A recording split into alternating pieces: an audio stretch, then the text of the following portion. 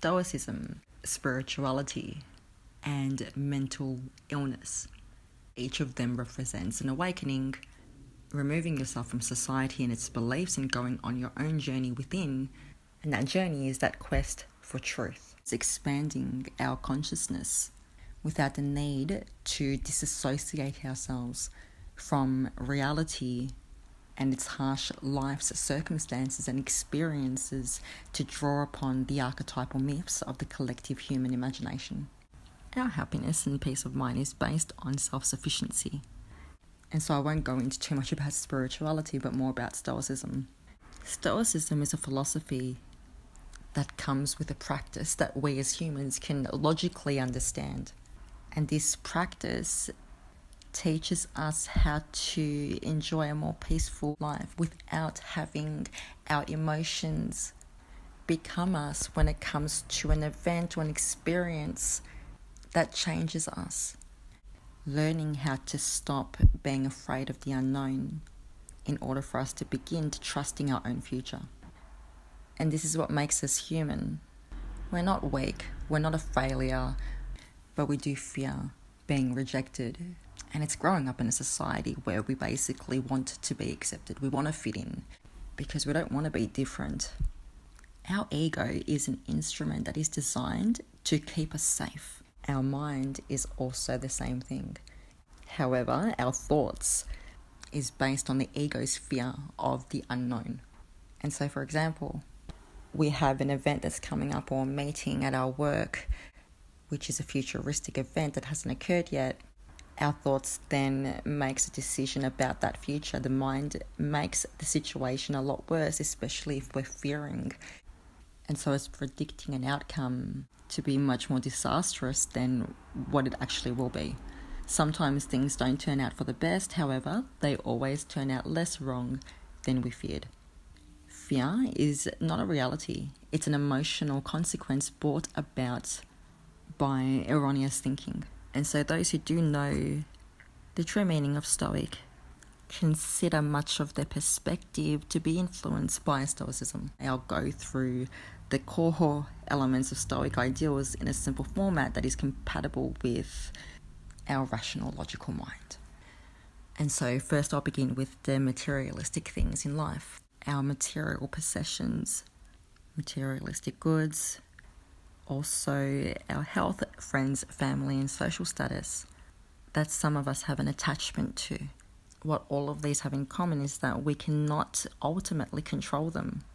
And this perspective also leads to dissatisfaction and frustrations in life. And so for that reason alone, we need to recognize the distinction between what we can control and what we can't. What we actually do have true control over are our priorities and our attitudes and also our choices and decisions. No matter how we might be constrained by the circumstances, we still have the ability to decide what we care about, how we think about something, and what choices we make. If we do try at something and we fail, not being able to control that, we can still control the fact that we chose to try. And so next comes down to the positive and also the negative things in life, and also the way we view them. And this is where the confusion comes in when it comes to emotionally unavailable, being that we have a stoic expression when something negative happens, looking as if we don't care. But it's by understanding that the positive and the negative things that happen in our lives are ultimately out of our control. And by not thinking of them as truly good or evil, we therefore don't become overly attached to those things. And this is the capability of weathering the ups and downs in life with mature acceptance and without an overcoming desperation for better circumstances or fear of the worst outcome in circumstances.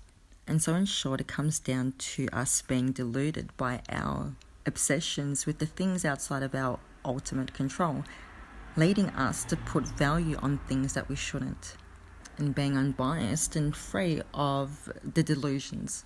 And so again, this is also letting go and surrendering and trusting in our own actions in life without the need to try and jump ahead and control something that hasn't even occurred.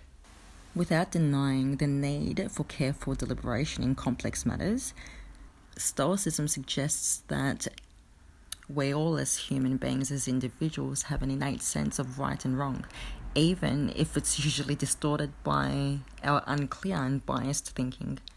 It's realizing that all of our experiences and all matters are an important being of perfecting life practice or living well, and there isn't any real distinction between what is ethical matter and what isn't.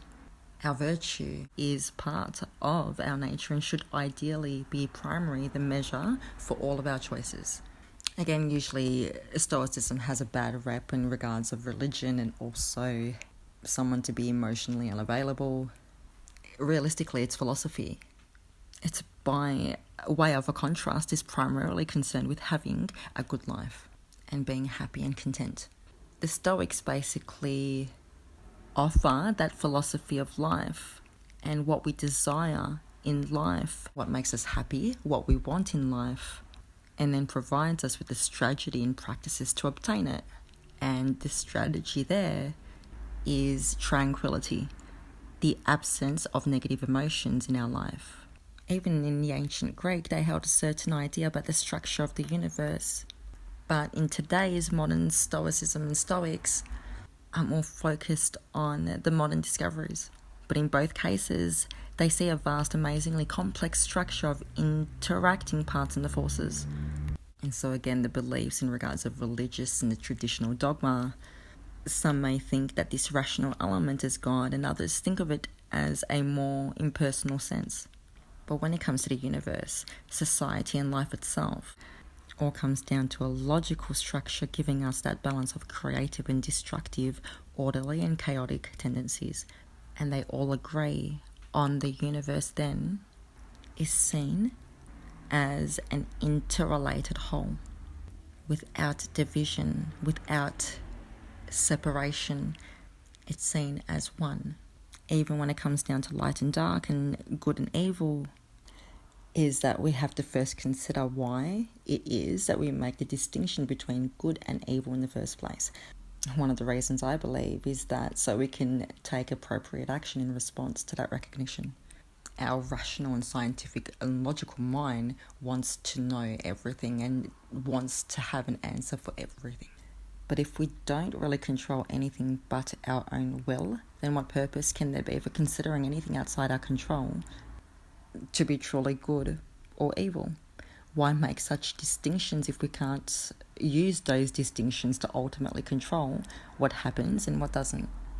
And so again, it's our own perspective on life.